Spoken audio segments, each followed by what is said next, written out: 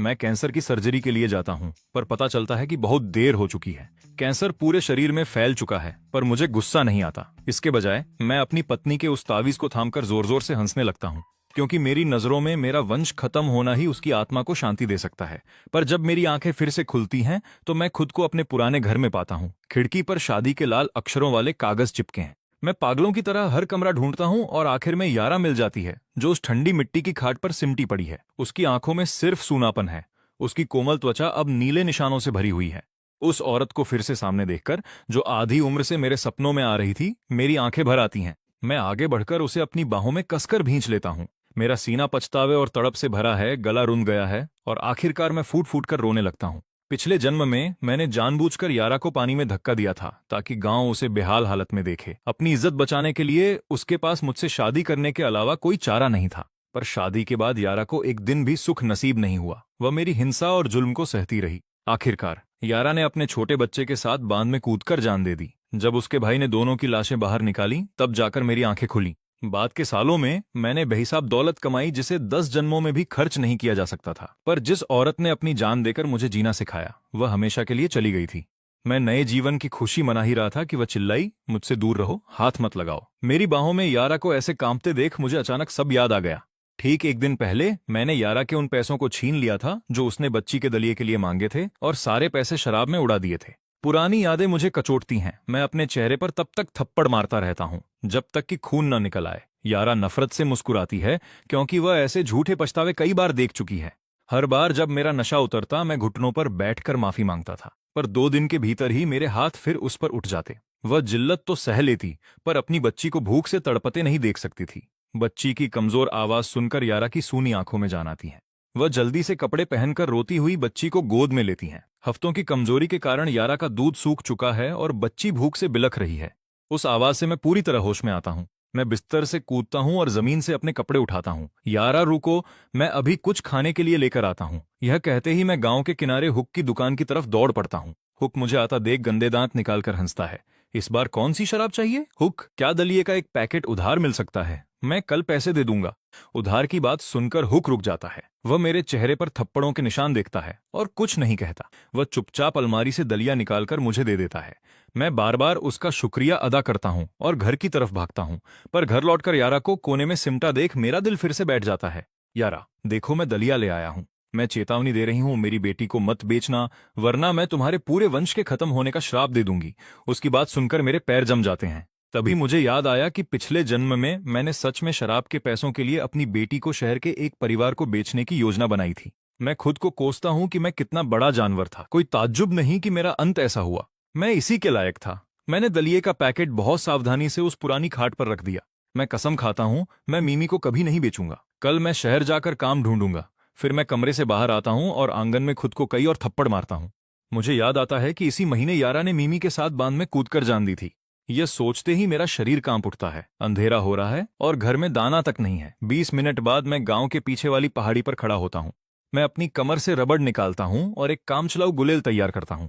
एक पत्थर निशाने पर लगता है और एक पंडुक फड़फड़ाते हुए उड़ जाता है। पिछले जन्म में अमीर बनने के बाद मुझे निशानेबाजी का बहुत शौक हो गया था। मैं गुलेल चलाने में माहिर था। मैं झाड़ियों में छिपकर इंतजार करता हूँ। जाल में एक मोटा तीतर पकड़ता हूँ और गुलेल से 4 पंडुक गिरा देता हूँ। चारों पंडुक 1-1.5 किलो के होंगे, पर तीतर अकेला ही 2-2.5 किलो का है। मैं शिकार को बांधकर एक टहनी पर लटकाता हूँ। तभी मुझे एहसास होता है कि कोई चीज गायब है। मुझे पसीना आ जाता है। मुझे लगा कि यह कोई जादू टोना है। तभी मेरे सीने पर लटका तावीज हल्की रोशनी से चमक उठा। यह वही तावीज था जो यारा हमेशा अपने पास रखती थी। मरने वाले दिन उसने इसे उतारकर बांध के किनारे रख दिया था। रोशनी गायब हो जाती है। मैं तावीज को छूता हूँ और अगले ही पल खुद को एक अजीब सी जगह के अंदर पाता हूँ। यह उस अस्पताल के कमरे से भी छोटा है जहां मेरी मौत हुई थी। कई बार जांचने के बाद मुझे समझ आता है, तावीज पकड़कर मैं अंदर जा सकता हूं और बाहर आने का सोचते ही तुरंत लौट आता हूं। इस तोहफे की मदद से मैं सब कुछ फिर से खड़ा कर सकता हूं। घर लौटते हुए मैंने देखा कि कई घरों में बिजली के बल्ब जल रहे हैं, पर मेरे घर में आज भी वही धुंधला तेल का दिया है। अकाल के दिन बीत चुके थे, फिर भी मेरा परिवार दाने दाने को मोहताज था। मैं शिकार लेकर रसोई में गया और रात होते ही एक बड़ा कटोरा सूप लेकर मुख्य कमरे में पहुंचा। यारा, आओ खाना खा लो, मैंने सूप बनाया है, इससे तुम्हें ताकत मिलेगी। मेरे 3 बार बुलाने के बाद यारा धीरे से कमरे से बाहर आती है। वह मेज पर रखे सूप को देखती है, पर हिलती नहीं। वह बस वहीं खड़ी रहती हैं। उसकी आंखों में जमी हुई नफरत कम होने का नाम नहीं ले रही। अपनी पत्नी को उन फटे पुराने कपड़ों में देखकर मेरा दिल फिर से रो पड़ता है। इस गरीबी में भी उसकी खूबसूरती झलकती है, पर मुझ जैसे जानवर ने कभी उसकी कद्र नहीं की। उसे डरा हुआ देखकर मुझे समझ आ जाता है कि जब तक मैं इस कमरे में हूं वह खाने को हाथ भी नहीं लगाएगी। मैं रसोई में जाकर खाता हूं। मैं बाहर चला जाता हूं। यारा गोश्त और सूप से भरे उस कटोरे को टकटकी लगाकर देखती रहती है। क्या वह कोई सपना देख रही है, या फिर यह किसी बड़ी मुसीबत से पहले का आखिरी खाना है? पहले तो वह सारा खाना खुद खा जाता था और उसके लिए बर्तन धोने वाला गंदा पानी ही बचता था। इसलिए भूख से बेहाल होने के बावजूद वह खाने की हिम्मत नहीं जुटा पाती। फिर वह दरवाजे तक आती है और मुझे खिड़की के नीचे बैठकर सूप पीते हुए देखती है। क्या उसे अंदाजा हो गया कि मैं पहाड़ों पर शिकार करने गया था? यारा वापस कमरे में जाती है, कटोरा उठाती है और धीरे धीरे खाना शुरू करती है। जब वह खा लेती है तो मैं बर्तन धोने लगता हूं और वह हैरानी से मुझे देखती है। पुराना मैं एक निकम्मा आदमी था। शायद यह पहली बार था जब मैंने घर का कोई काम किया था। काम खत्म करके मैं बर्तन में गर्म पानी लेकर अंदर जाता हूँ। यारा, इससे हाथ मुंह धो लो। मैं बर्तन नीचे रखता हूँ और तुरंत बाहर निकल आता हूँ। मैं दरवाजे पर पहरा देने लगता हूँ। काफी देर बाद मुझे अंदर से पानी की आवाज आती है। मैं तारों भरे आसमान को देखता हूँ और सोचता हूँ कि कल पैसे कैसे कमाने हैं। घर के हालात जल्दी सुधारने होंगे। पतझड़ का मौसम आ चुका है। सर्दियों में तापमान 0 से नीचे चला जाएगा। यारा और मिमी को गर्म कपड़ों की जरूरत है। उनके बिना वे यह सर्दी नहीं झेल पाएंगी। पानी की आवाज रुकते ही मैं अंदर जाता हूँ। मुझे अचानक देखकर यारा घबरा जाती है और पीछे हटती है। पीछे रहो। यह देखकर मैं खुद को कोसता हूं कि मैं कैसा इंसान था। मुझे पता है कि उसका डर रातों रात खत्म नहीं होगा। मैं अपनी आवाज नरम करता हूं। यारा, मैं सिर्फ बर्तन लेने आया था। मैं बर्तन उठाता हूं और बिना कुछ बोले बाहर निकल आता हूं। यारा कुछ नहीं कहती और जल्दी से कपड़े ठीक करती है। आंगन में मैं उसी गर्म पानी से खुद को साफ करता हूं। आखिरकार मैं उन पंडुकों को पकड़ने के लिए पूरी दोपहर झाड़ियों में जो पड़ा रहा था। साफ होने के बाद मैं दहलीज पर बैठकर पुरानी यादों में खो जाता हूँ। मुझे याद आता है कि पिछले जन्म में कुछ बाहरी लोग पहाड़ों में जड़ी बूटियां ढूंढने आना चाहते थे। रास्ता भटकने के डर से उन्होंने मुझे गाइड के तौर पर काम पर रखा था। तब मुझे लगता था कि इन शहर वालों के पास फालतू का बहुत समय है। पर कुछ चक्करों के बाद मैंने चुपके से पहाड़ी जड़ी बूटियों को ढूंढने और काटने के सारे तरीके सीख लिए थे। अब मैं उसी हुनर से पैसे कमा सकता हूँ। यह ख्याल आते ही मेरे अंदर एक जोश भर जाता है। मैं तुरंत उठ खड़ा होता हूँ, एक मशाल तैयार करता हूँ और अपने औजार उठा लेता हूँ। मैं घर के अंदर आवाज देता हूँ, यारा दरवाजा अंदर से बंद कर लो। मैं काम से बाहर जा रहा हूँ। वह एक रात का सफर पूरी रात की पहाड़ी तलाश में बदल जाता है। मैं सुबह के 4 बजे तक घर नहीं लौट पाता। किस्मत ने मेरा साथ दिया। नीचे उतरते समय मुझे जंगली बिलाव की मांद मिली और मैंने वहां से बिलाव के कई बच्चे निकाल लिए जिनकी अभी आंखें भी नहीं खुली थीं। घर पहुंचकर मैं जल्दी से शिकार को साफ करता हूँ। एक हिस्सा रसोई में रखकर मैं 2 बड़ी टोकरियों के साथ शहर की तरफ निकल जाता हूँ। बाजार में भीड़ है और मैं एक अच्छी जगह देखकर गोश्त और खालें सजा देता हूँ। एक आदमी कहता है, वाह भाई, यह तो असली पहाड़ी शिकार है। मैंने सोचा था कि अगर कुछ नहीं बिका तो मैं इसे पकाकर अपने भाइयों और बहन में बांट दूंगा, पर सामान रखते ही खरीदार आने लगे। एक बुजुर्ग जोड़ा मेरी धूप से झुलसी त्वचा देखकर समझ जाता है कि मैं सीधे पहाड़ों से आया हूँ। कीमत सही थी, इसलिए वे तुरंत 2 बिलाव ले लेते हैं। इस जमाने में मांस खरीदने के लिए राशन कार्ड की जरूरत होती थी। सिर्फ ऐसा जंगली शिकार ही आजादी से बेचा जा सकता था। वह औरत अपने पोते के लिए इसे ले जा रही थी। जाने से पहले वह अपने पति से कहकर सारी खालें भी खरीद लेती हैं। वह कहती है कि वह बच्चों के लिए दस्ताने बनाएगी। इस तरह 2 घंटे के अंदर सब कुछ बिक गया। फिर मैं रात में इकट्ठा किया गया डेंड्रोबियम लेकर शहर की दवा की पुरानी दुकान पर जाता हूँ। डेंड्रोबियम देखते ही दुकानदार की आंखें चमक उठती हैं। वह बहुत सावधानी से उसे हाथ में लेता है और काफी देर तक जांचता है। फिर वह उंगलियों से मुझे कीमत का इशारा करता है। दोस्त, ये कीमत कैसी है? मैं देखता हूं तो मेरी त्योरियां चढ़ जाती हैं। वह मुझे सीधा साधा पहाड़ी लड़का समझकर कम दाम लगा रहा था। मैं सामान वापस लेने के लिए हाथ बढ़ाता हूं। बूढ़ा झट से मेरा हाथ पकड़ लेता है। अगर दाम पसंद नहीं आया तो हम बात कर सकते हैं। 60 युआन, इससे ज्यादा मैं नहीं दे पाऊंगा। यह जड़ी बूटी इससे कहीं ज्यादा की थी, पर मेरे पास चारा क्या था? मुझे अभी पैसों की जरूरत थी। घर पर यारा और मिमी भूखे थे। आखिरकार मैंने सौदा तय कर लिया। फिर मैंने मांस और आटा खरीदा और काफी तलाश करने के बाद मुझे बच्चों वाला दूध मिल गया, जो उस दौर में मिलना बहुत मुश्किल था। वापसी पर यारा के फटे कपड़ों का ख्याल आया तो मैं एक सरकारी दुकान में गया। फिर घर के रास्ते में मैं एक पुराने शिकारी से मिलने पहुंचा। वह 70 साल के थे। मैंने उन्हें खाना दिया और बदले में उनकी पुरानी शिकारी बंदूक ले ली। उस समय मांस के लिए राशन टिकट चाहिए थे, इसलिए खुद शिकार करना ही बेहतर था। घर के पास पहुंचकर मैंने यारा को खेत में काम करते देखा। मिमी उसकी पीठ पर बंधी हुई थी। बून मुझे आता देखकर भड़क गया। तुम कहाँ मर गए थे? अपनी पत्नी को अकेले खेत में छोड़कर। मैंने कहा कि मैं काम के सिलसिले में शहर गया था और आटा मांस लाया हूं। आज रात सबको खाने पर बुला लेना। बून को वहां देखकर मेरा गला भर आया। वह शक भरी नजरों से मुझे ऊपर से नीचे तक देखता है, फिर मेरी भरी हुई टोकरियों को देखता है। तुम्हारी भाभी ने दोपहर में मक्के की रोटियां बनाई थी। यारा से कहना कि कुछ ले जाए और अब से उसका ख्याल रखना। मैं सिर हिलाता हूँ और चुपचाप घर चला जाता हूँ। अगर यारा का दिल जीतना है तो पहले घर में खाना लाना होगा। मैं रसोई में काम में जुट जाता हूँ। शाम होते ही यारा मक्के की रोटियां लेकर घर लौटती है, पर आंगन में कदम रखते ही उसे मांस पकने की खुशबू आती है। वह सीधे रसोई की तरफ आती है और मुझे चूल्हे पर काम करते देखती है। यारा दिन भर काम करके बुरी तरह थक गई थी और भूख से उसका बुरा हाल था। वह रोटियां रखती है और बच्ची को सुलाने के लिए कमरे में जाती है, पर मेज पर दूध का डिब्बा देखकर यारा का खून खौल उठता है। वह रसोई में आकर मेरे चेहरे पर जोरदार थप्पड़ मारती है। क्या तुम फिर से मेरी माँ से पैसे छीन कर लाए हो? तुम्हें शर्म नहीं आती? उसकी बात सुनकर मुझे याद आया कि मैंने सच में एक बार माँ को चाकू दिखाकर पैसे मांगे थे। मैं जल्दी से मना करता हूँ, नहीं, मैंने ये पैसे आज खुद कमाए हैं। जब मैं पैसे निकालने के लिए हाथ बढ़ाता हूँ तो वह और गुस्सा होकर दोबारा थप्पड़ मारती है। मुझे समझ नहीं आता कि हंसूं या रोऊं। उसे रुकता न देख मैं अपनी कमर से 50 युआन निकालकर सामने रख देता हूँ। यारा, यह मेरी आज की कमाई है, इसे रख लो। यारा नोटों को देखकर सुन्न पड़ जाती है, उसे चक्कर आने लगते हैं। मैं उसे थामने की कोशिश करता हूँ पर वह मेरा हाथ झटक देती है। उसे यकीन ही नहीं हो रहा कि जो आदमी कभी काम नहीं करता था वह एक दिन में इतने पैसे कैसे ला सकता है। उसे लगा मैंने कोई गलत काम किया है। वह इन पैसों का क्या करे? उसे यह सब नामुमकिन लग रहा था। यारा को यकीन न होता देख मैं हार मानने लगा। मैंने बताया कि कल रात मैं पहाड़ से जड़ी बूटी लाया था और मुझे बिलाव का बसेरा भी मिल गया था। उन सबके मुझे 60 युआन मिले। जड़ी बूटी का नाम सुनते ही यारा की आंखों में चमक आती है। लोग कहते हैं कि उत्तर में जिनसेंग और दक्षिण में डेंड्रोबियम का राज चलता है। यह बहुत कीमती है, पर गहरे जंगलों में मिलता है और अंधेरे में इसे ढूंढना बहुत ही मुश्किल काम है। पर उसे याद आता है कि सुबह कुएं के पास खून के धब्बे थे और पतीले में गोश्त भी पक रहा था। क्या उसने वाकई उसे गलत समझा? पर उसे इसकी पहचान कैसे हुई? यारा की नजरों के सामने मैं हाथ उठाकर कसम खाता हूँ, मैंने कुछ गलत नहीं किया। अगर किया हो तो मेरा वंश यहीं खत्म हो जाए। उसे शांत देख मैं राहत की सांस लेता हूँ। यारा, ये पैसे संभाल कर रख लो। मैं बून के घर थोड़ा मांस देने जा रहा हूँ। पैसों को तावीज में रखना सुरक्षित होता, पर यारा को पैसे देने का मतलब था उसे घर की चाबी सौंपना। मैं मेज पर गोश्त और मछली का सूप रखता हूँ, फिर रसोई से एक बड़ा कटोरा भरकर बून के घर की तरफ चल पड़ता हूँ। रास्ते में मैं हुक की दुकान पर भी रुकता हूँ और दलिये के साथ साथ अपना पिछला सारा उधार चुका देता हूँ। इधर यारा उन नोटों को देखती है और जल्दी से अंदर जाकर छिपा देती है। शादी के 2 सालों में मैं हमेशा उससे पैसे छीनता था। यह पहली बार था जब मैंने उसे पैसे दिए थे। वह उन्हें 5 हिस्सों में बांटकर अलग अलग जगह छिपाती है।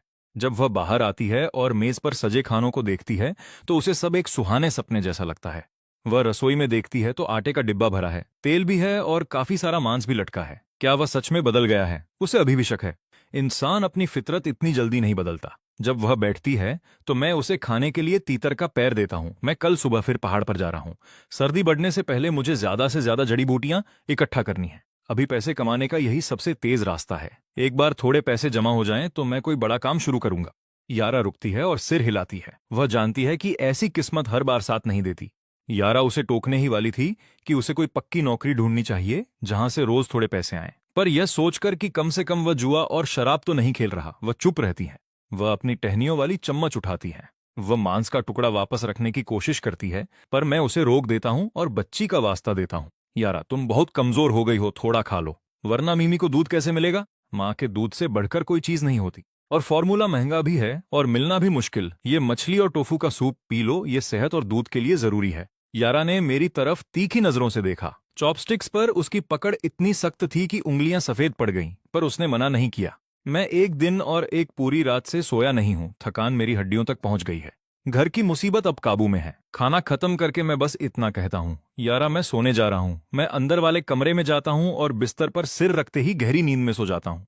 जब तक यारा बर्तन धोकर कमरे में आती है, उसे जमीन पर मेरे कपड़े मिलते हैं।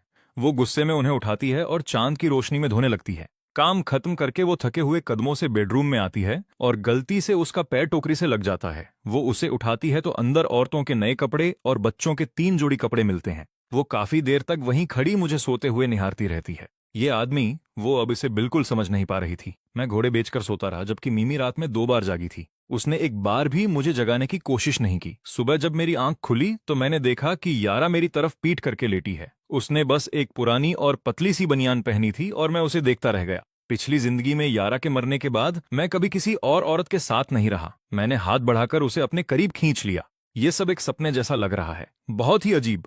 जैसे ही मैं उसे चूमने के लिए झुका, उसका शरीर अकड़ गया। वो मुझसे कोई रिश्ता नहीं रखना चाहती। मैंने अपने दिल की कड़वाहट को पी लिया और बिस्तर से उठ गया। मुझे अभी सब्र रखना होगा। मैंने सूखने के लिए डाले हुए अपने कपड़े उठाए। इस बात की परवाह किए बिना कि वो अभी भी गीले हैं। मैंने जल्दी से कपड़े पहने और दबे पांव टोकरी से सामान निकालकर मेज पर रख दिया। तभी यारा बिस्तर पर उठकर बैठ गई। उसके चेहरे पर कोई भाव नहीं था। उसने कहा, अगर तुम सच में बदलना चाहते हो तो कोई ढंग का काम ढूंढो। अगर तुम मेहनत करो तो महीने के 10 युआन से ज्यादा कमा सकते हो। हमारा गुजारा हो जाएगा। यारा को खुद बात करते देख मुझे अच्छा लगा। वो मेरे भविष्य के बारे में सोच रही थी, पर किस्मत ने मुझे दूसरा मौका दिया था। जब अर्थव्यवस्था खुलेगी तब मेरे पास शुरुआत के लिए काफी पैसे होने चाहिए। पिछली जिंदगी में यारा को खोने के बाद मैं एक आवारा कुत्ते की तरह भटकता रहा था। जब मुझे एक मददगार इंसान मिला तब जाकर मुझे सरकारी दुकान में सेल्समैन की नौकरी मिली। मेरी बातों ने लोगों का ध्यान खींचा और मैं मैनेजर बन गया। उसी वजह से मैं बड़े और रसूखदार लोगों के करीब पहुंच पाया।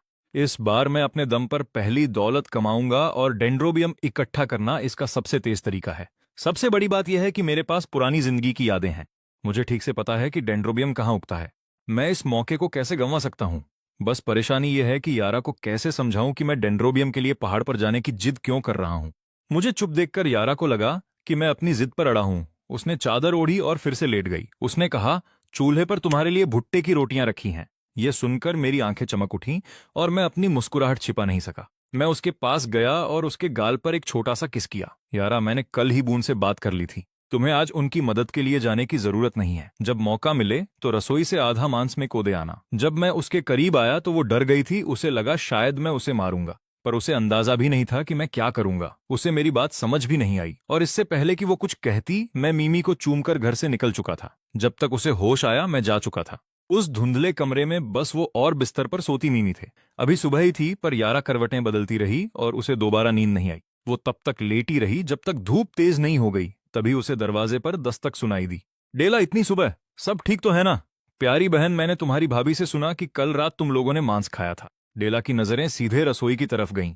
वो मुस्कुरा रही थी और जवाब का इंतजार भी नहीं किया। उसके पैर खुद ब खुद रसोई की तरफ चल पड़े, जैसे उनकी अपनी आंखें हों। हे भगवान, क्या उसने ये चोरी किया है? मांस का इतना बड़ा टुकड़ा, इसकी कीमत क्या होगी? यहाँ किसी ने पिछले आधे साल से मांस का एक टुकड़ा तक नहीं देखा है। बच्चे दिनों से रो रहे थे, पर कोई इसे खरीद नहीं सकता था। उसने जैसे ही मांस से नजर हटाई, उसे दीवार पर आधा तीतर लटका दिखा और वो दंग रह गई। यारा मेरी जान, तुम्हें अपने पति पर कड़ी नजर रखनी चाहिए। ये जुआ उसे जेल पहुंचा सकता है। ये सुनकर यारा का चेहरा उतर गया। तुम ये क्या कह रही हो डेला? अगर वो कानून तोड़ेगा तो पुलिस देख लेगी। तुम्हें इसकी चिंता करने की जरूरत नहीं है। डेला ने कुछ कहना चाहा, पर फिर चुप हो गई। उसने अपनी बात बदली और प्यार से बोली, अब गुस्सा मत हो प्यारी, मैं तो बस परिवार की तरह उसका भला चाहती हूँ। मेरा पति उसका अपना खून है और मेरा बच्चा दिनों से मांस के लिए रो रहा है। क्या तुम मुझे 5 पाउंड मांस दे सकती हो?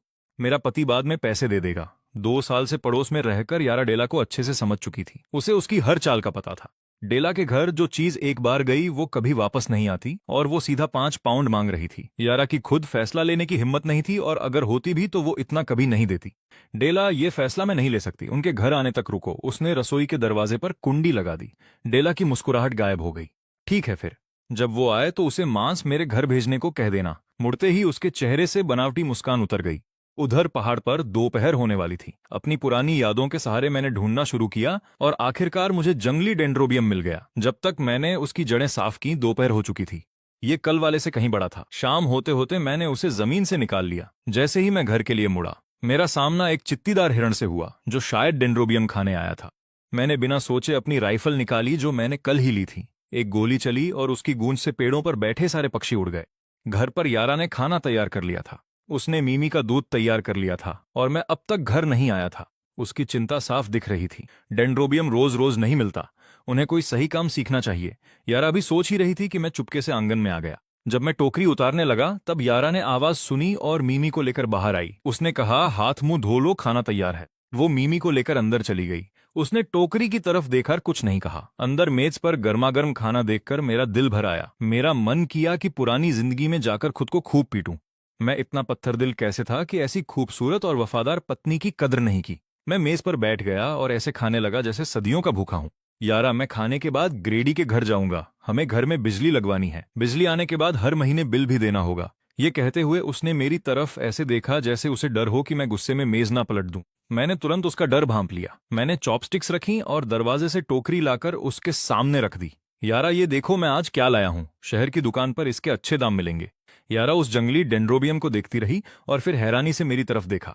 क्या यह सच में तुमने ही खोदा है? कसम से ये चोरी का नहीं है, पूरे दिन पहाड़ पर मेहनत की है तब मिला है। यारा ने मेरे चेहरे को देखा और फिर धीरे से सिर हिलाया। आज डेला आई थी, वो 5 पाउंड मांस मांग रही थी। यारा का चेहरा उतरा हुआ था, वो इस बात से खुश नहीं थी। मेरे बिना डेला ने उसे परेशान किया होगा। मैंने उसकी आंखों में देखकर कहा, ये घर तुम्हारा है, पैसे और खाने का फैसला तुम ही करोगी। अगर तुम नहीं देना चाहती तो हम नहीं देंगे। मेरी बात सुनकर यारा दंग रह गई। उसने बड़े ध्यान से इस बारे में सोचा, फिर धीरे से बोली, मैं नहीं देना चाहती। डेला कहने को उधार मांगती है पर कभी वापस नहीं करती। ऐसा पहली बार नहीं हुआ है। ये सुनकर मैं अपनी मुस्कुराहट नहीं रोक पाया और प्यार से उसकी नाक को छू लिया। मेरी मुस्कुराहट देखकर यारा ठिठक गई। वो मुझे देखती रही, फिर मीमी को उठाकर अंदर चली गई। मैंने खाना खाया, बर्तन धोए और थोड़ा सा मांस लेकर अंधेरे में निकल गया। ग्रेडी ने मुझे देखा तो चौंक गया। फिर जब उसकी नजर मांस पर पड़ी तो उसके चेहरे पर मुस्कान आ गई। उसने मांस लेते हुए पूछा, बेटा इतनी रात को कैसे आना हुआ? मुझे अपने घर में बिजली लगवानी है, क्या आप मदद कर सकते हैं? उसने कहा, हाँ, मैं कल ही किसी को भेज दूंगा। शुक्रिया ग्रेडी। मैं उनका शुक्रिया अदा करके बिना रुके घर की तरफ चल दिया। पर जब मैं रसोई के पास से गुजरा तो देखा कि यारा अंधेरे में बैठी मेरे छोड़े हुए जूठे टुकड़े खा रही थी। ये देखकर मेरी रूह कांप गई। मेरा शरीर ठंडा पड़ गया और फटी आवाज में मैंने पूछा, तुम ये क्या कर रही हो? मेरी आवाज सुनकर यारा के हाथ से हड्डी गिर गई। उसने सहमकर मेरी तरफ देखा और बोली, मुझे मारना मत, ये बस तुम्हारी छोड़ी हुई हड्डियां हैं। मुझे लगा फेंकना ठीक नहीं होगा। मुझे ऐसा लगा जैसे मुझ पर बिजली गिर गई हो। मुझे आज तक खुद पर इतनी शर्म कभी नहीं आई थी। मैं उसके सामने जमीन पर घुटनों के बल बैठ गया। यारा चिल्लाई, तुम ये क्या कर रहे हो? वो हैरानी से मुझे देखती रही। तभी उसे अपने सीने पर कुछ गर्म और गीला महसूस हुआ। वो रो रहा था। उसके दिल की कोई गहरी गिरा जैसे खुद ब खुद खुल गई हो। ये देखना कितना दर्दनाक था कि उसकी अपनी पत्नी जूठन खाते वक्त भी डर से कांप रही थी। ये एहसास मेरे सीने में खंजर की तरह लगा। मैं उठा और यारा का चेहरा अपने हाथों में लेकर उसके आंसू पोंछ दिए और उसे प्यार किया।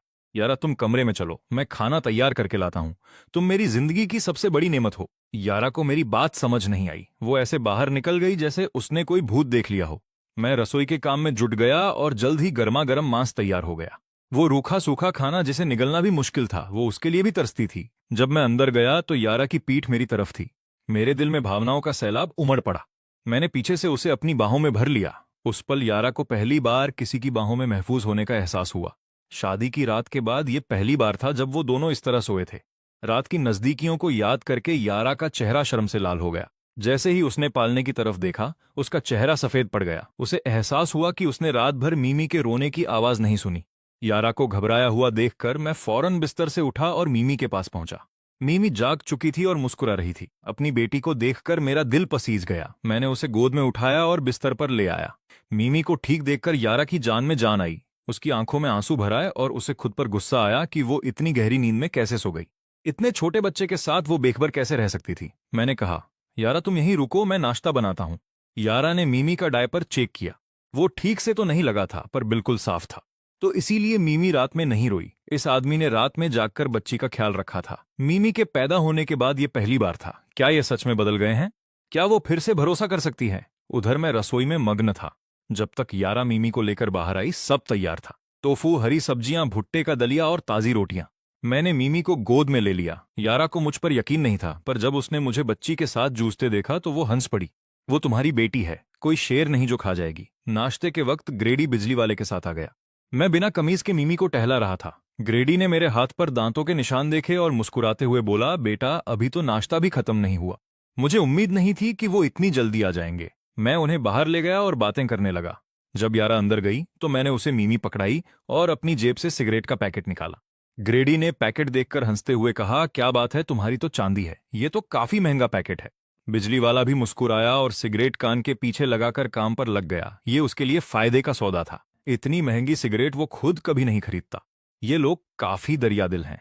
बिजली लगने के बाद मैं अंदर गया। अंदर जाते ही मेरे मुंह पर एक कमीज आकर गिरी। यारा ने डांटते हुए कहा, इसे अभी पहनो, ऐसे बिना कपड़ों के क्यों घूम रहे हो? मेरी पीठ पर खरोंचों के निशान थे जो रात को यारा ने बनाए थे। ग्रेडी और बिजली वाले ने देख लिए थे पर कुछ बोले नहीं। मुझे इस बात का अंदाजा भी नहीं था और मैं सुबह से ऐसे ही घूम रहा था। यारा शर्म के मारे जमीन में गड़ जाना चाहती थी। जब मैं पहाड़ पर चला गया तब जाकर उसने राहत की सांस ली। फिर उसने बिस्तर की चादरें धोने के लिए उठाई। उसने मीमी को आंगन में रखा और कपड़े धोने लगी। तभी वहां माया आई। उसके पास अंडों और मांस से भरी टोकरी थी। यारा ने अपनी मां को देखा और हाथ पोंछकर खड़ी हो गई। उसने पूछा, मां आप यहां कैसे? मैं अंदर गई और अपनी बेटी को गौर से देखने लगी। यारा के घिसे पिटे और ढीले ढाले कपड़े देखकर उसकी माँ की आंखें भर आईं। उसने जल्दी से अपने आंसू पोंछे और छोटे से बिस्तर से मिमी को गोद में उठा लिया। हम बस घर का काम खत्म करके फ्री हुए थे तो सोचा तुम्हारा हाल चाल ले लूं। उसकी नजरें धीरे धीरे मिट्टी की बनी उस जर्जर 3 कमरों की झोपड़ी पर घूमने लगी। इस शादी के लिए हाँ कहने का पछतावा उसे हर दिन कचोटता है। उसने अपनी बेटी की जिंदगी बर्बाद कर दी है। यारा, मैं सोच रही थी कि अगर उसके साथ निबाह मुमकिन नहीं है तो उसे छोड़ दे। तू अभी जवान है, पूरी जिंदगी तेरे सामने है। तू अपनी बाकी उम्र उस जैसे आदमी के चक्कर में बर्बाद नहीं कर सकती। यारा अपनी माँ की बात सुनती है और कुछ पल के लिए खामोश हो जाती है। वो स्टूल पर बैठ जाती है और काफी देर तक कुछ नहीं कहती। जिस दिन उस आदमी ने बच्चे के लिए चावल का दलिया खरीदने के लिए घर वालों से उधार लिए पैसे शराब पर उड़ा दिए थे, उस दिन यारा को सिर्फ और सिर्फ बेपसी महसूस हुई थी। उसके साथ रहना ऐसा लग रहा था जैसे आगे बढ़ने का कोई रास्ता ही न बचा हो। सब कुछ खत्म करने के ख्याल उसके मन में आने लगे थे। उसका मन किया कि मिमी को ले और तालाब में छलांग लगा दे, लेकिन जब उसका नशा उतरा तो उसने शर्म के मारे अपने चेहरे पर कई तमाचे मारे और फिर हड़बड़ी में बच्चे के लिए दलिया लेने बाहर भाग गया। पिछले कुछ दिनों से वो बिल्कुल बदला हुआ इंसान लग रहा है। वो अब फालतू काम के लिए बाहर नहीं घूम रहा है, न शराब न जुआ। मैं अपनी बेटी को खामोशी से जमीन ताकते हुए देखती है और सोचती है कि वो मिमी को अकेले पालने की चिंता कर रही है। अगर तू बच्चे को अपने साथ ले जाना चाहती है तो मैं उसे पालने में तेरी मदद करूंगी। वो थोड़ी देर रुकती है। हालांकि अगर तू बच्चे के साथ घर पर रहेगी तो दोबारा शादी करना मुश्किल होगा। आज के दौर में तलाक के बारे में कोई सोचता तक नहीं। चाहे हालात कितने भी मुश्किल क्यों ना हो, एक औरत को पत्थर का दिल करके जीना ही पड़ता है। अपनी माँ को तलाक के बाद दूसरी शादी तक की बातें सोचते देख यारा मिमी को उनकी गोद से ले लेती हैं। माँ, मैं अभी तलाक के बारे में नहीं सोच रही हूँ। ऐसा लगता है कि वो सच में खुद को सुधार रहा है। वो मिमी के नए कपड़ों की सिलवटें ठीक करती है। उसने पैसे कमाकर ये इसके लिए खरीदे हैं। उसने मेरे लिए भी एक जोड़ा खरीदा है, पर मैंने अभी पहना नहीं है। मैं अपनी बेटी के मासूम चेहरे को देखती है और उसे वहां ऐसी रौनक दिखती है जो बहुत समय से गायब थी। उसकी आंखों में फिर से चमक आ गई है और मैं वहीं हैरान खड़ी रह जाती हैं। अभी कल ही उसने पड़ोसियों को कहते सुना था कि उस आदमी पर अब भी बाहर किसी का 51 का कर्ज है। ये बहुत बड़ी रकम है और उसने कभी कोई ढंग का काम भी नहीं किया। वो उसे भला चुकाएगा कैसे? यही वजह थी कि वो आज सुबह सबसे पहले यहां आई थी।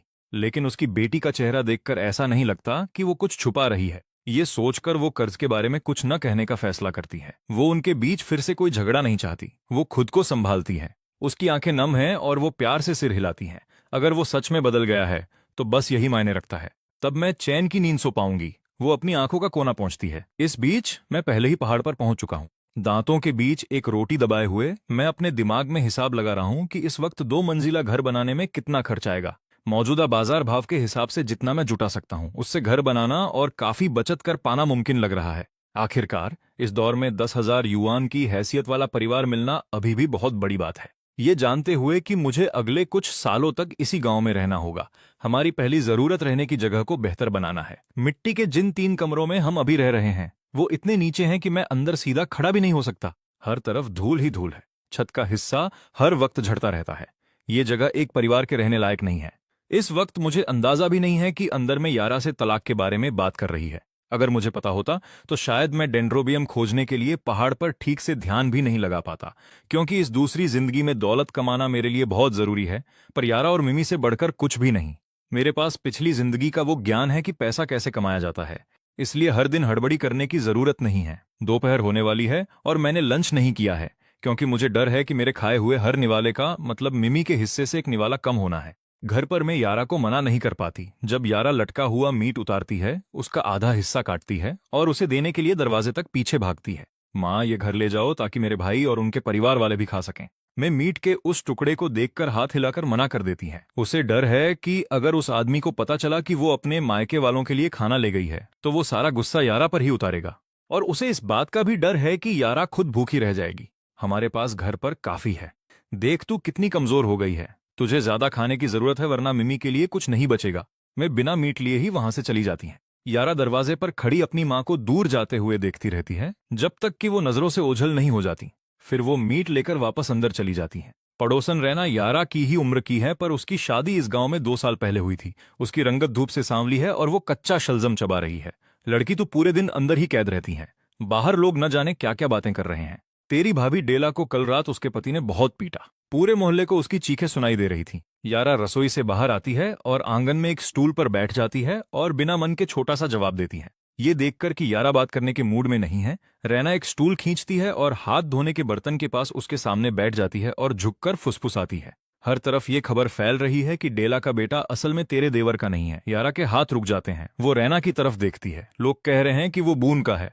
रैना शलजम का आखिरी टुकड़ा जेब में डालती है और बाकी बात यारा के कान में कहती है। यारा सन्न रह जाती है। उसे अपने कानों पर यकीन नहीं होता। उसने हमेशा बून की इज्जत की थी, हमेशा उसे एक ईमानदार और नेक इंसान समझा था, एक सच्चे बड़े भाई जैसा। पर यह सब सुनकर उसे बहुत बुरा लगता है। ये सब कैसे हो सकता है? अच्छा, अब मुझे घर जाकर अपने पति के लिए खाना बनाना है, बाकी बातें फिर कभी करेंगे। रैना यारा की हैरानी देखकर खुश लगती है और जाने से पहले उसकी पीठ थपथपाती है। उस शाम मैं बहुत देर से घर लौटता हूँ। इस बार मुझे दूर सड़क से ही बिजली की रोशनी की चमक दिखाई देती है और मुझे बहुत अच्छा महसूस होता है। बिजली की रोशनी वाकई तेल के दियों से कहीं ज्यादा चमकदार होती है। यारा मुझे देखती है और जल्दी से वो खाना ले आती है जिसे वो गर्म रख रही थी, और कुछ मैदे की रोटियां भी। वो सहज होकर पूछती है, आज इतनी देर कैसे हो गई? वो मेरे कपड़ों पर मिट्टी देखती है, खाना मेज पर रखती है और मेरे कपड़ों से कीचड़ झाड़ने लगती है। मैं उसे जल्दी से रोकता हूँ, मुख्य कमरे का दरवाजा बंद करता हूँ और टोकरी में घास के नीचे से कुछ निकालता हूँ, जिसे मैं सावधानी से मेज पर रखता हूँ। मुझे डेंड्रोबियम तो मिला ही, और रास्ते में मुझे एक ऐसी चीज मिली जिसकी उम्मीद नहीं थी। मैं उसे ये नहीं बताता कि वहां पहुंचने के लिए मैं पहाड़ से कैसे फिसला और कितनी मुश्किल से ऊपर चढ़ा, इसलिए मुझे इतनी देर हुई। ये चीज डेंड्रोबियम से कम नहीं है, इसकी कीमत ग्राम के हिसाब से लगती है। किस्मत से एक छोटा सा खजाना मिल गया है। मैं सोच रहा हूं कि आज रात यारा के साथ वक्त बिताऊंगा और कल पहाड़ पर वापस जाने से पहले इसे बेच दूंगा। यारा मेज पर रखी उस अदरक जैसी दिखने वाली गहरी भूरी चीज को देखती है। उसने ऐसी ही कोई चीज किसी किताब में देखी थी। वो हिचकिचाते हुए पूछती है, क्या ये जंगली जड़ी बूटी फॉक्स टी है? उसकी आवाज में हैरानी है। मुझे उम्मीद नहीं थी कि मेरी पत्नी को पता होगा कि ये क्या है। गांव में ज्यादातर लोगों को अंदाजा भी नहीं है कि ये कितनी कीमती है। अगर उन्हें पता होता तो पहाड़ों से ये सब बहुत पहले ही खत्म हो गया होता। डेंड्रोबियम और जंगली फॉक्स टी की जड़ें अगले 1 दशक या उससे भी ज्यादा समय तक कीमती रहेंगी। बाद में जब खेती की तकनीक बेहतर होगी तो इन्हें उगाया जा सकेगा और ये बाजार में आम हो जाएंगी और कोई इनके बारे में दोबारा नहीं सोचेगा। फिर भी असली जंगली जड़ी बूटियों की कीमतें आसमान छूती रहेंगी, क्योंकि कुदरती तौर पर उगने वाली चीजें फिर कभी नहीं मिलेंगी।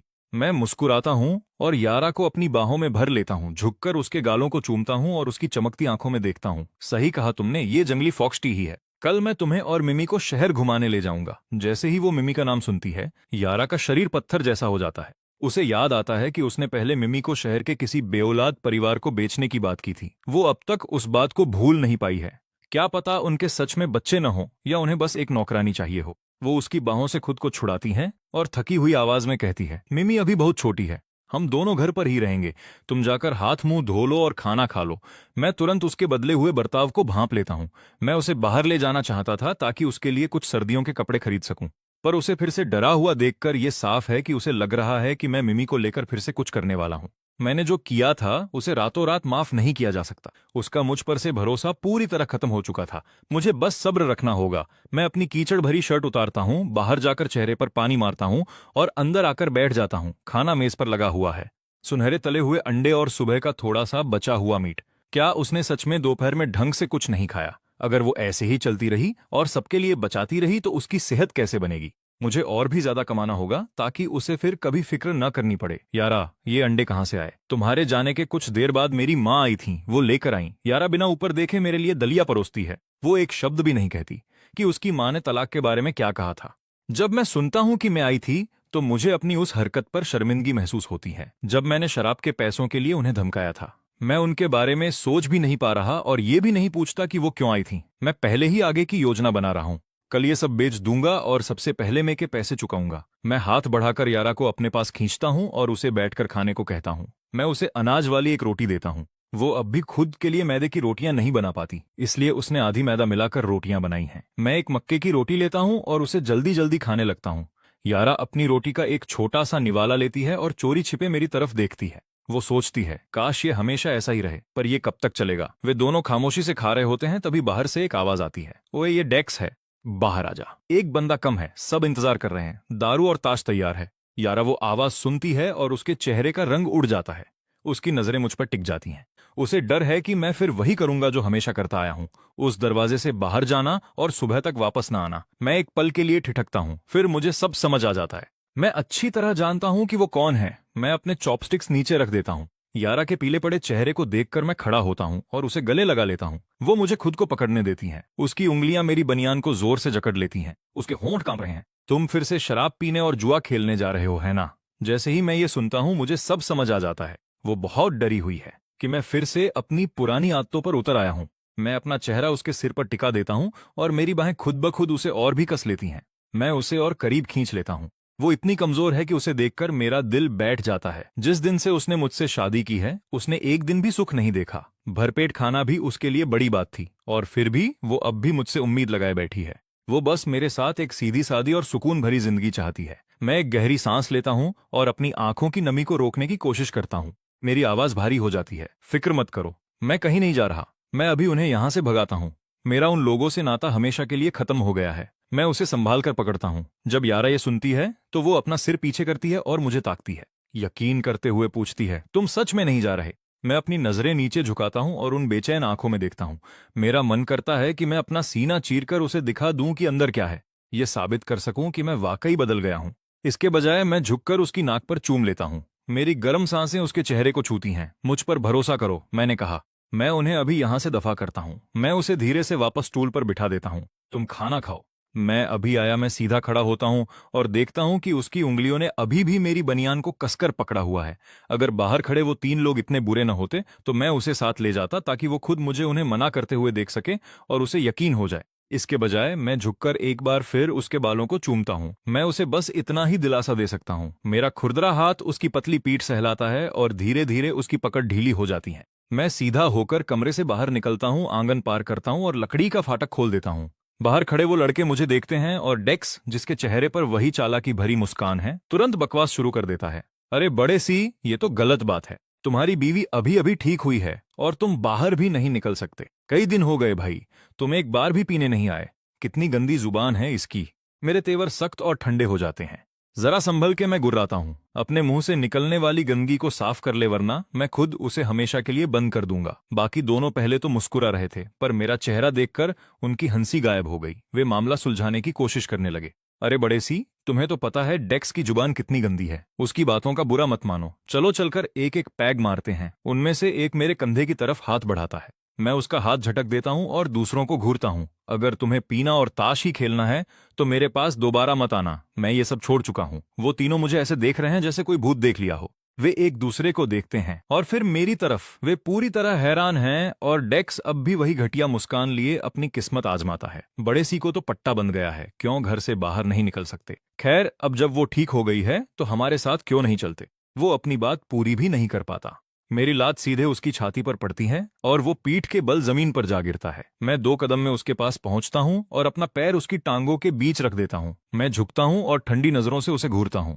अगली बार अगर इस गंदी जुबान से एक शब्द भी निकला तो तेरे होंठ सी दूंगा और तेरी ये तीसरी टांग तोड़ के आधी कर दूंगा। मैं उसे सबक सिखाने के लिए अपनी एड़ी से दबाव डालता हूं। डेक्स जमीन पर पड़ा दर्द से कराह रहा है। वो अपने दोनों हाथ मेरे पैर पर रखता है और पूरी ताकत से चिल्लाता है, बड़े सी, मुझे माफ कर दो, मुझसे गलती हो गई। मैं फिर कभी मुंह नहीं खोलूंगा। बाकी दोनों ये सब देखते हैं और उनके चेहरे सफेद पड़ जाते हैं। उनमें से किसी के मुंह से एक शब्द नहीं निकलता। मेरे अंदर से एक खौफनाक गुस्सा झलक रहा है, ऐसा गुस्सा जो रात के अंधेरे में भी किसी की रूह कंपा दे।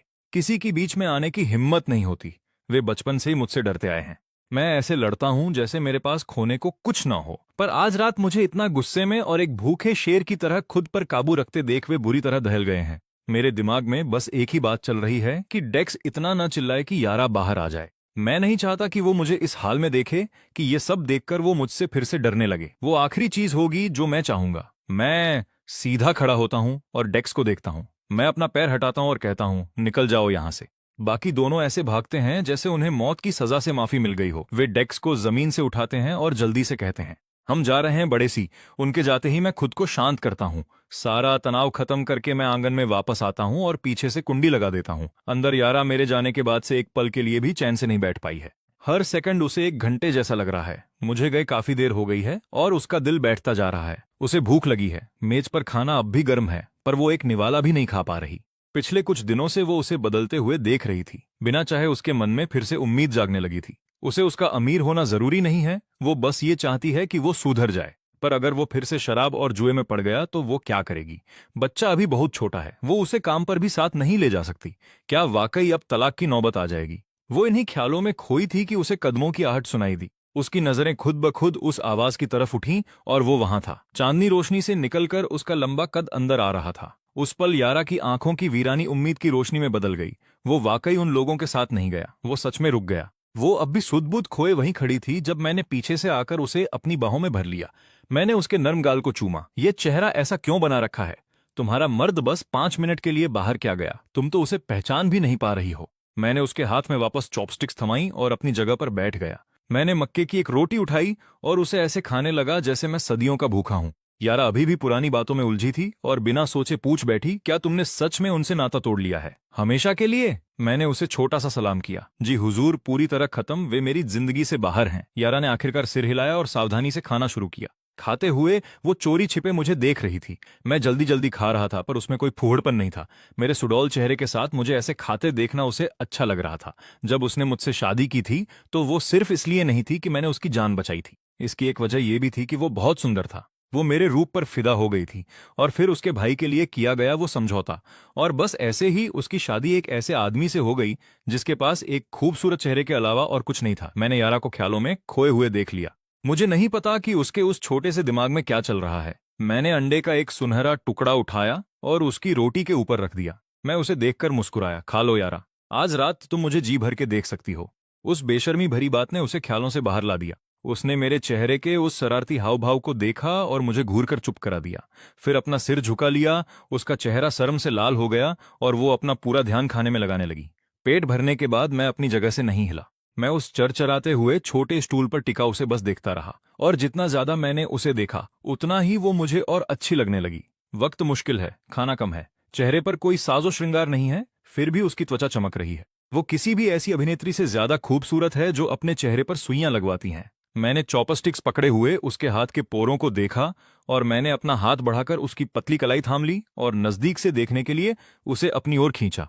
मैंने बाहर सूख रही चादरों के बारे में सोचा और मन बना लिया। कल जो कुछ भी मेरे पास है उसे बेचने के बाद मैं चोर बाजार के डीलर से वॉशिंग मशीन का कूपन ले लूंगा। यहाँ के ज्यादातर लोगों को तो ये भी नहीं पता कि वॉशिंग मशीन क्या होती है। उस पर पैसे खर्च करना तो दूर की बात है, लेकिन वॉशिंग मशीन आने के बाद यारा को सब कुछ हाथों से रगड़कर नहीं धोना पड़ेगा। यारा ने अपना हाथ पीछे खींच लिया। उसे ऐसे घूरते देख वो घबरा गई थी। अगर तुम्हारा खाना हो गया हो तो जाकर पानी गर्म कर लो, हाथ मुंह धो लो, तुम पर हर तरफ कीचड़ लगा है। मैं उठा और रसोई की ओर जाने से पहले उसके गाल पर एक प्यारा सा चुंबन लिया। मेरे जाने के बाद यारा ने अपनी चॉपस्टिक्स नीचे रख दी और अपने गर्म गाल पर हाथ रखा। कल रात से ही वो उस पर कुछ ज्यादा ही प्यार लुटा रहा था। उसे बाहों में भरना, जब मन चाहा उसे चूम लेना, और जब भी वो करीब आता उसे उसके शरीर से एक ताजा और सौंधी सी खुशबू आती जिससे उसका दिल जोर जोर से धड़कने लगता। उसे समझ ही नहीं आ रहा था कि वो क्या सोचे। रात के खाने के बाद मैंने यारा का हाथ पकड़ा और कहा कि हम खाना पचाने के लिए थोड़ा टहलने जा रहे हैं। वापस आते समय मैं सीधा घर नहीं गया, मैं उसे दूसरे रास्ते पर ले गया। पशुओं के बाड़े के पास मिट्टी की ईंटों का एक जर्जर घर था जिसके बाहर पत्थरों से बना एक कच्चा चूल्हा रखा था। अंदर एक औरत अपना हाथ छाती पर रखे बिना रुके खांस रही थी। उसने एक बोरी में हाथ डाला और मुट्ठी भर मक्का निकाला, उसमें थोड़ा पानी मिलाया और उसे मिट्टी के एक टूटे हुए बर्तन में डाल दिया। बस इतना सा करने में ही उसका चेहरा सफेद पड़ गया। उसके माथे से पसीने की बड़ी बड़ी बूंदें नीचे गिर रही थीं।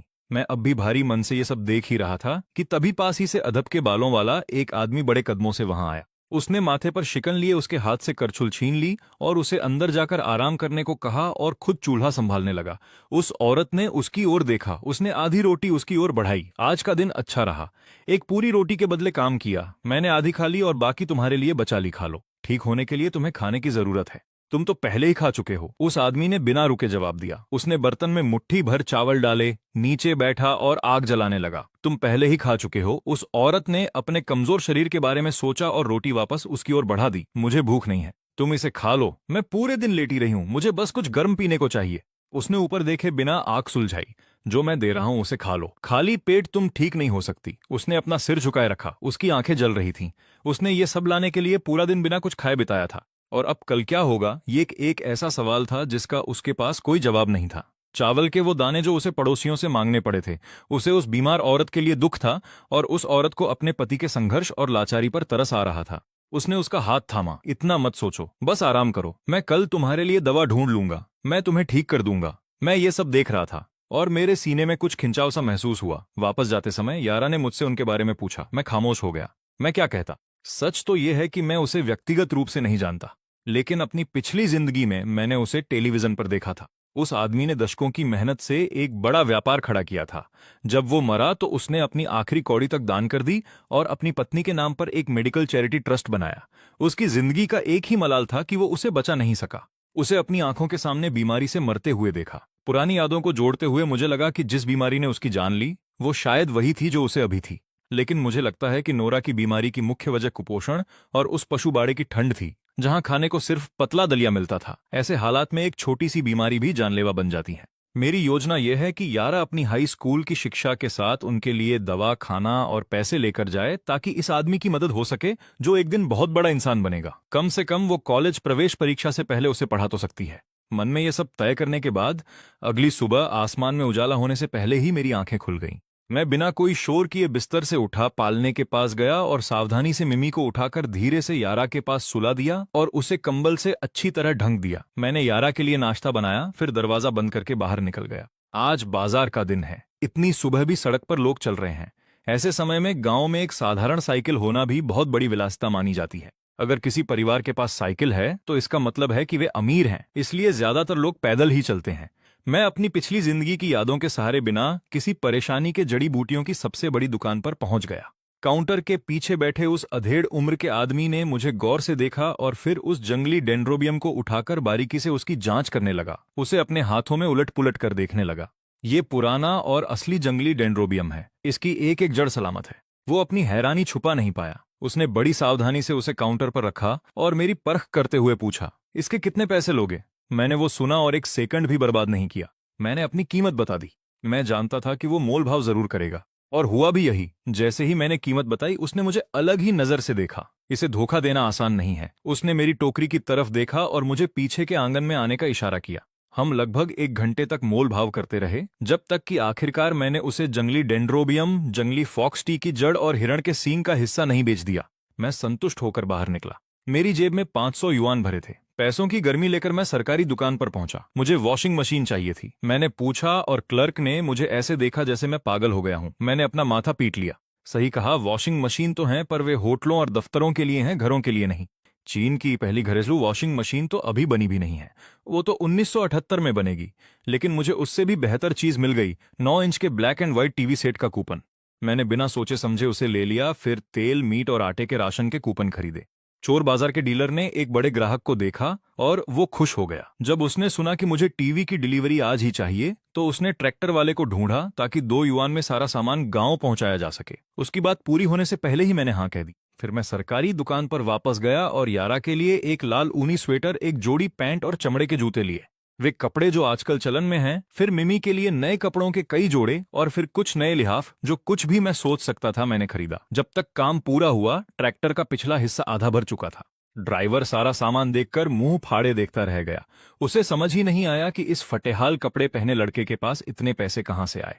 जब तक मेरा काम पूरा हुआ तब तक दोपहर हो चुकी थी। घर पर यारा जब उस सुबह उठी तो उसने मिमी को अपने पास लेटा पाया और मैं जा चुका था। यारा बड़ी मुश्किल से बिस्तर से उठी। उसका शरीर अभी भी भारी और थका हुआ था। उसने देखा कि मैं उससे पहले उठ गया था और नाश्ता तैयार रखा था। मेज पर सुनहरे तले हुए अंडे रखे थे और साथ में मीट के टुकड़े अपने ही तेल में पक रहे थे। ये कहना झूठ होगा कि यारा का दिल ये सब देखकर नहीं पिघला। दोपहर के करीब ग्रेडी एक खूबसूरत जवान लड़की के साथ अंदर आया। ओ बहू, ये टिया है, शहर से भेजी गई एक शिक्षिका। अब से ये तुम्हारे परिवार के साथ रहेगी।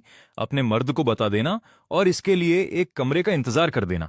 यारा हैरान खड़ी रह गई। अचानक एक जवान लड़की रहने आ रही है और इस मिट्टी के घर में सिर्फ 3 ही कमरे हैं। वो भला कहाँ रहेगी? एक कमरा उन दोनों के लिए है, मुख्य हिस्सा खाने के लिए और दूसरा सामान रखने के लिए। वहां कोई जगह नहीं है। ग्रेडी, वो अभी घर पर नहीं है। मैं अपने दम पर यह फैसला नहीं ले सकती। ग्रेडी मुस्कुराने लगा, जिससे उसके चेहरे की झुर्रियां और गहरी हो गईं। उसने यारा की बात को अनसुना कर दिया, टिया को कुछ निर्देश दिए और चला गया। अगर उस जवान लड़के ने उसे मीट का वो टुकड़ा न दिया होता तो वो कभी भी इतनी खूबसूरत लड़की को यहां नहीं रुकवाता। शहर से आए इस जत्थे में कुल 20 लोग थे, जिनमें से ज्यादातर नौजवान लड़के थे, और इस इकलौती नाजुक सी लड़की को उसने यहां रुकवाया। एक शादीशुदा जोड़े के साथ रहना उस लड़की के लिए ज्यादा सुरक्षित था। रात में कोई परेशानी नहीं होगी, फिक्र की कोई बात नहीं, और घर में पहले से ही एक जवान और खूबसूरत पत्नी होने की वजह से किसी के मन में कोई गलत ख्याल भी नहीं आएगा। पीछे खड़ी टिया अपना थैला पकड़े उन 3 जर्जर कमरों को देख रही थी और उसका दिल बैठ गया। यहाँ की जिंदगी बाकी लोगों की तुलना में कहीं ज्यादा मुश्किल होने वाली थी। जिस परिवार में मेरे को रखा गया था वो काफी खुशहाल लग रहा था। एक अधेड़ उम्र का जोड़ा, 3 बच्चे और सबने साफ कपड़े पहने थे। यहाँ आते समय उसने दूसरों को उस आदमी के बारे में बात करते सुना था जहां उसे रखा जा रहा था, और वो कोई अच्छा इंसान नहीं लग रहा था। वो शराबी और जुआरी था, अपनी पत्नी को पीटता था और इतना गरीब था कि 2 वक्त की रोटी भी नसीब नहीं होती थी। यहाँ आने से पहले उसे लगा था कि शायद वे बढ़ा चढ़ाकर कह रहे हैं। अब यहाँ खड़े होकर उसे लग रहा था कि बातें सच ही थीं। लेकिन घर की मालकिन ने भले ही पुराने और ढीले कपड़े पहने थे, पर वो बहुत खूबसूरत थी। उसके नैन नक्श इतने सुंदर थे जैसे किसी ने चित्र बनाया हो। वो गांव की तो बिल्कुल नहीं लगती थी। यारा ने महसूस किया कि वो लड़की उसे घूर रही है। उसने खुद के फटे पुराने कपड़ों की तरफ देखा और फिर टिया को देखा, जिसने सफेद स्कर्ट, सफेद जुराबें और पॉलिश किए हुए चमड़े के जूते पहने थे। यारा ने उसकी नजरों को नजरअंदाज किया और कहा, बैठिए, वो कमरा अभी बिखरा हुआ है, सामान भरा पड़ा है, उसके साफ होने तक हमें मेरे पति के लौटने का इंतजार करना होगा। वो अंदर गई और एक थर्मस लेकर आई और टिया के लिए गर्म पानी परोसा। टिया ने थोड़ा झिझकते हुए सिर हिलाया और आंगन में एक स्टूल पर बैठ गई। उसका दिमाग चलने लगा था। उसे शहर वापस जाने का कोई रास्ता ढूंढना होगा, और वो भी जल्दी। वो ऐसी जगह पर एक दिन भी ज्यादा नहीं रुकना चाहती थी, खासकर उस आदमी के घर जिसके बारे में उसने सुना था। उसे बहुत सावधान रहना होगा। उसे अपनी सुरक्षा का ध्यान रखना होगा। यारा ने लंच के लिए कुछ सादा बनाने का सोचा था, पर अब मेहमान घर में था तो उसने अपनी आस्तीनें ऊपर की और काम में जुट गई। टिया को लगा कि उसे यहाँ काफी समय रहना होगा और वो मुफ्त में बैठकर खाना नहीं चाहती थी। उसने अपने हाथ धोए और रसोई में चली गई। क्या मैं आग जला दूं? वो अंदर गई और अचानक रुक गई। रसोई पुरानी थी पर बहुत साफ सुथरी थी और छत से मीट का एक बहुत बड़ा टुकड़ा लटका हुआ था। उन्होंने कहा था कि इन्हें रोटी नसीब नहीं होती, फिर यहाँ मीट का इतना बड़ा टुकड़ा कहाँ से आया, और वो भी इतना बड़ा। यारा आटा गूंथ रही थी और टिया की आवाज सुनकर उसने ऊपर देखा। मैं संभाल लूंगी, अगर आप कुछ करना ही चाहती हैं तो आंगन में बच्चे का ध्यान रख लीजिए। टिया ने सिर हिलाया और पालने के पास वापस आ गई। वहां लेटा हुआ बच्चा बहुत प्यारा और गोल मटोल था, जैसे कोई छोटी सी गुड़िया। वो बहुत ही मासूम लग रहा था। टिया उसकी तरफ झुकी और कुछ सोचने लगी। इस घर की मालकिन लगभग उसी की उम्र की थी और उसका चेहरा कितना मासूम था। उसकी शादी इतनी जल्दी कैसे हो गई, और उस जैसे आदमी से जो एक आवारा बदमाश है। क्या उसे इसके लिए मजबूर किया गया था? क्या उसके पास कोई रास्ता नहीं था? ये सोचकर टिया के रोंगटे खड़े हो गए। वो जितना ज्यादा इस बारे में सोच रही थी उतनी ही परेशान हो रही थी। वो सोच रही थी कि क्या उसे ग्रेडी के पास जाकर जगह बदलने की गुजारिश करनी चाहिए, चाहे वो जगह कितनी भी गरीब क्यों न हो, बस घर का आदमी अच्छा होना चाहिए।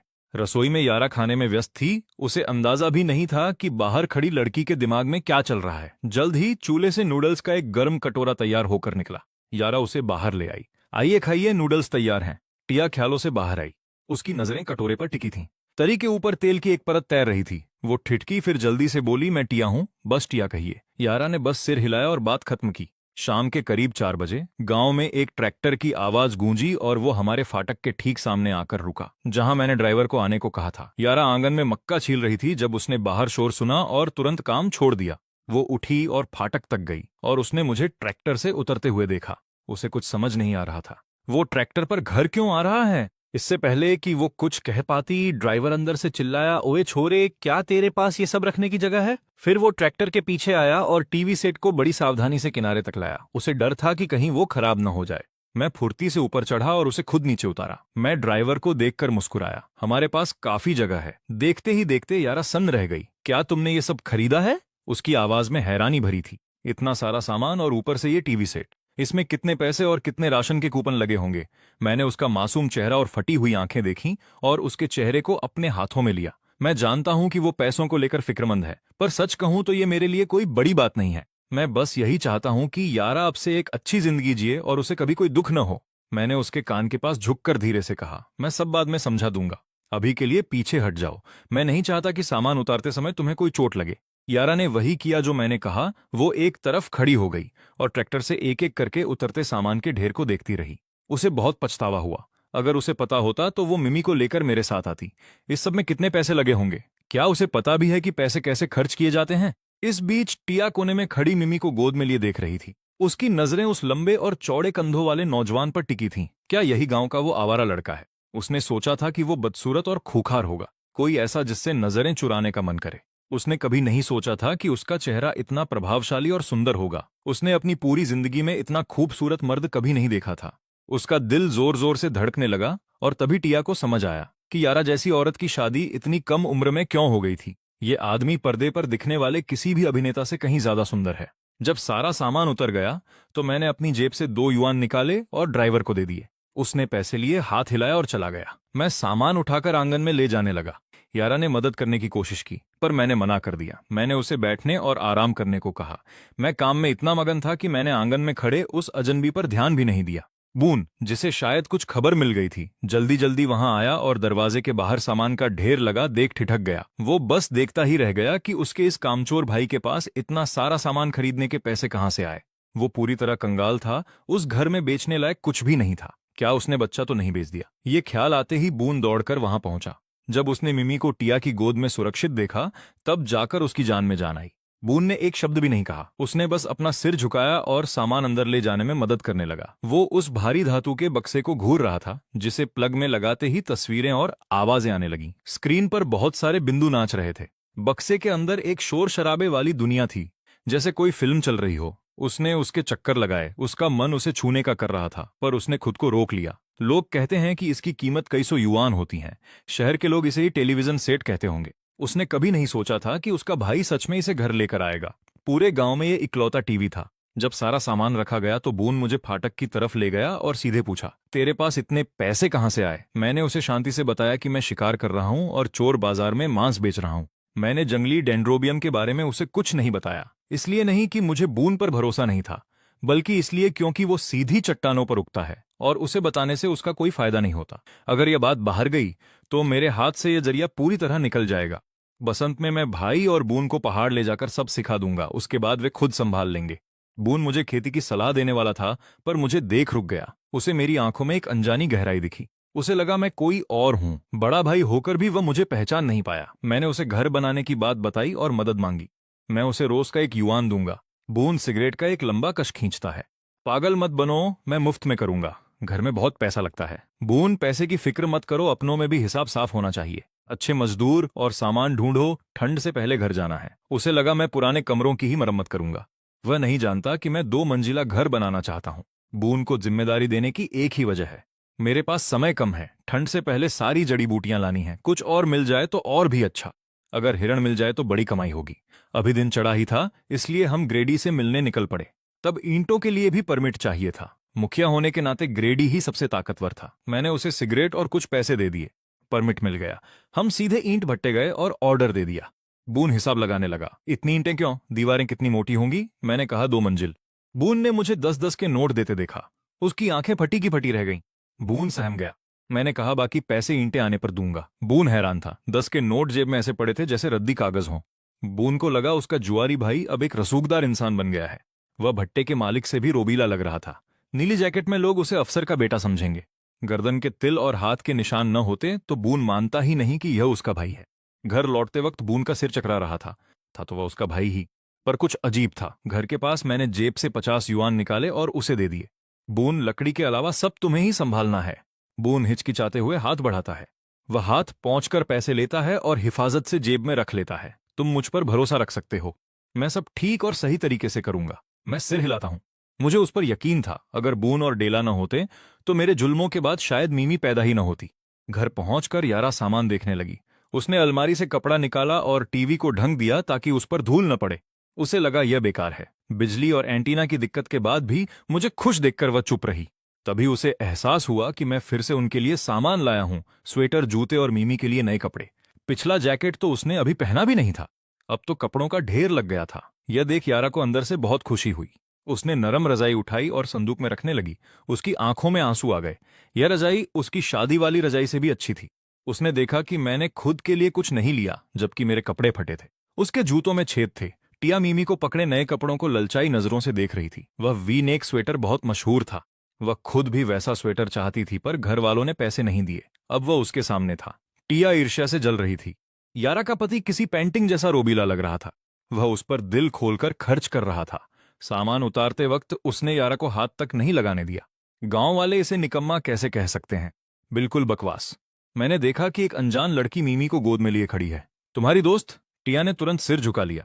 वह खुद को शहरी लड़की समझती थी, पर जब से मैं आया था वह वहीं खड़ी थी और मेरी नजरें सिर्फ यारा पर थीं। मैंने टिया की तरफ देखा तक नहीं।